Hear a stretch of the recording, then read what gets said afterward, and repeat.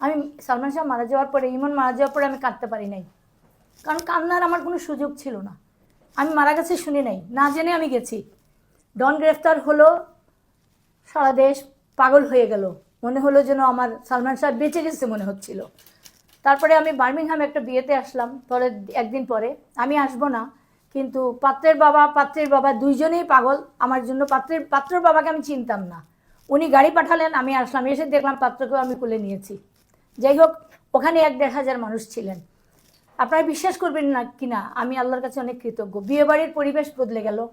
আমি ক্ষুদ্র একটা মানুষ, নীলা চৌধুরী, সালমান শাহর মা, আমি ঢোকার পরে মনে হলো এখানে সালমান শাহর আন্দোলন শুরু হয়ে গেল। বসুন্ধরা টিস্যু, অসত্যতার বিরুদ্ধে এক বিন্দুও ছাড় নয়।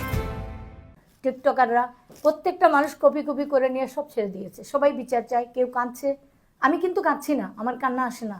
আমি সালমান শাহ মারা যাওয়ার পরে, ইমন মারা যাওয়ার পরে আমি কাঁদতে পারি নাই, কারণ কান্নার আমার কোনো সুযোগ ছিল না। আমি মারা গেছে শুনি নাই, না জেনে আমি গেছি। এখন আমি জানতে পারছি সালমান শাহকে ক্লোরোফর্ম করা হয়েছে, হাত পা বাঁধা হয়েছে, এখন আমি অসুস্থ হচ্ছি। এখন বুঝতে পারছি যে আমার ছেলে মারা গেছে, কিভাবে মারা গেছে এইসব তো কেউ আমাকে বলে নাই। আমার ছেলে জীবিত, সে সেন্সলেস হয়ে গেছে, ওইভাবে বের করে আনছি। আপনার নিয়ে গেলাম হলি ফ্যামিলিতে, গিয়ে মনে হলো ওরা প্রস্তুত ছিল, ওরা কেউ হাত দিল না। আমাকে বললো, আমি সংক্ষেপে বলছি, ওরা আমার হাজব্যান্ড, আমি যখন নামাই নিলাম উপর থেকে, আমরা ঘরে গিয়ে দেখলাম আমার ছেলে অসুস্থ পড়া। আমি দেখতে তার ডাকলাম, দুইজন, একজন তেল দিচ্ছে আমার আবুল, আর একটা চাইনিজ মেয়ে হাতে হাতে তেল দিচ্ছে 2 হাত ধরে। আমার হাজব্যান্ড, আমি আর আমার ছোটো ছেলে ঢুকছি, আর কেউ ছিল না ওখানে।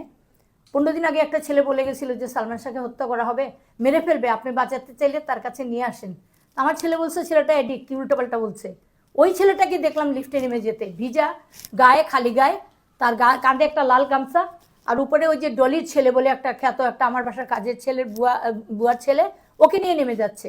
সে কিন্তু আমাকে বললো এখানে যে আপনাকে বলেছিলাম আপনার ছেলেকে বাঁচাতে পারবেন না, যান গিয়ে দেখেন, বলে সে আর পাশের লিফটে নেমে গেল।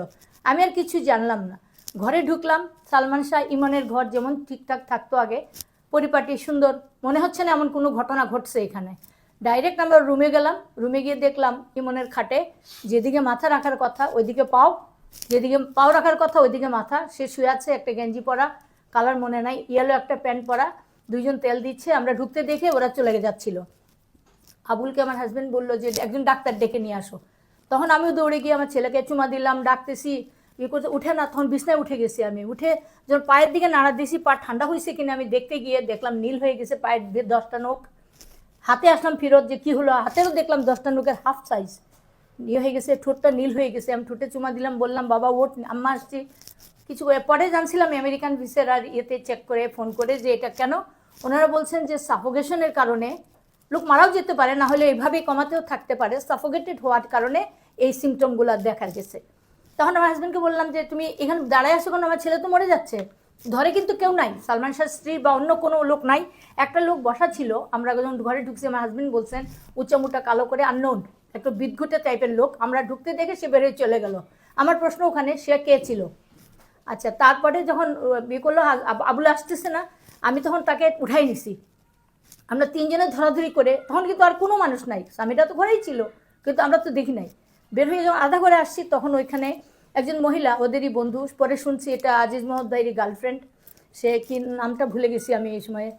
যাই হোক, ও আমাকে এসে বলতেছে হু দ্য হেল ইউ আর, ওকে কোথায় নিয়ে যাচ্ছেন। তখন আমি রিপ্লাই করছি, আমার হাজব্যান্ড তাকে এসে বলছে আপনি কে। তখন আমি বলছি যে who the hell you are, I am a mother of Salman Shah. Emon, আমার ছেলেকে আমি নিয়ে যাচ্ছি, তুমি কে, সরো।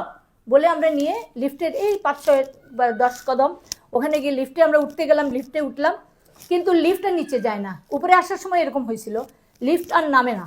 প্রায় 20 মিনিট আমরা, আমার হাজব্যান্ড লাথি দিচ্ছে, শব্দ করতেছে। 20 মিনিট পরে ধাম করে লাফটা নেমে গেল। নামার পরে নিচে গিয়ে দেখলাম ওই যে কথিত বাদল খন্দকার, যে আগে 5 তারিখ রাত্রে সারা রাত ওখানে ছিল, মানে উনি জড়িত, সে ওখানে দাঁড়ানো দেখে আমরা, ইমনের আব্বা বললেন যে ই করেন, আপনি চলো বাবা আমার সাথে, ইমনকে নিয়ে হলি ফ্যামিলিতে যাইতে। সে যাবে না, কিন্তু কেন যাবে না সেটা তো বুঝতে পারলাম না। জোর করে আমাদের গাড়িতেই তুলে আমরা দুইজন, আমি আর আমার ছোটো ছেলে পিছনে শোয়া, বাদল খন্দকার আমার হাজব্যান্ড সামনে, আমরা হলি ফ্যামিলিতে দ্রুত চলে গেলাম। তখন বোধহয় 1টা বাজে, তো 1টা বাজে ওরকম। হলি ফ্যামিলিতে গিয়ে দেখলাম একদম সুন্দর, ওই জায়গাটাও একদম সোজা, কোনো মানুষ নাই, ভিতরে ঢুকতে ঢুকতে যখন গেলাম, ভিতরে গিয়ে দেখলাম একটা ছেলে বসে আছে স্টেতো গলায়। আমি তার স্টেতো ধরে টান দিয়ে বলছি, এতক্ষণ ধরে চিৎকার করতেছি, শুনো না আমার ছেলে মরে যাচ্ছে, ওঠো। উঠে আনছি, উঠতে চায় না। উঠে আনছি, পরে এসে এরকম দেখলো, দেখে বললো এখানে তো ওনাকে দেখা হবে না, বাইরে অ্যাম্বুলেন্স আছে, আপনারা মেডিকেলে নিয়ে যান। আমি মেডিকেলে কেন, আমার ছেলে মরে যাচ্ছে, তুমি দেখো। বলে না, হবে না, বলে চলে গেলো। পরে গাড়ি থেকে তুলে আমরা অ্যাম্বুলেন্সে তুললো, ওরা গেলাম। তখন বাদল খন্দকার সঙ্গে মেডিকেলে গেলাম, গিয়ে স্ট্রেচার নামাই দিয়া অ্যাম্বুলেন্স এমনি চলে আসলো, কোনো পয়সা নিল না। বাদল খন্দকারও নাই, আজ পর্যন্ত আর দেখি নাই আমি। আচ্ছা, তারপরে ঢুকলাম, ওখানেও ডাক্তার আসে না, তাকে টেনে আনলাম, আবার ধরে টেনে একটা থাপ্পড় দিছি আমি, উঠতেছে না দেখে। আমার তখন তো সেন্স নাই। আমি মেডিকেল হলি ফ্যামিলি থেকে আসছি, আমার ছেলে মরে যাচ্ছে, তোমরা বসে আছো, ডাকতেছি, উঠে আসো। ও উঠে আসলো, তো স্ট্যাতো লাগায় না, আবার বলছে তুমি স্ট্যাতো দেও, বুক দেখো আমার ছেলের। ও দূর থেকে এরকম দেখে মনে হলো যে ও জানা। বলতেছে উনি তো অনেকক্ষণ আগে চলে গেছে। আমি বলছি কি বলতেছো তুমি, কেন চলে যাবে, কোথায় চলে গেছে? বলে উনি মারা গেছে। তখন তো আমার সেন্স নাই। আমি তখনই বলছি যে স্ট্রেচারটা উঠাও, আমার ছেলেকে নিয়ে সেমইচে চলো। তখন ওই লোকটা সামনে এসে আটকাই দিছে, বলে না আপনি যেতে পারবেন না, আপনার ছেলেকে ম্যাজিস্ট্রেটের কাছ থেকে পারমিশন আনতে হবে, নেট যেতে দিবে না। বলে সে ট্রলিটা বারান্দায় নিয়ে রেখে দিল। তখন আমার হাজব্যান্ড জিজ্ঞেস করলেন ওকে কী করতে, উনি চলে গেলেন ম্যাজিস্ট্রেটের কাছে। আমি ওখানে থাকলাম, আমার ছোট ছেলে কোথায় নাই, আমার খেয়ালও ছিল না।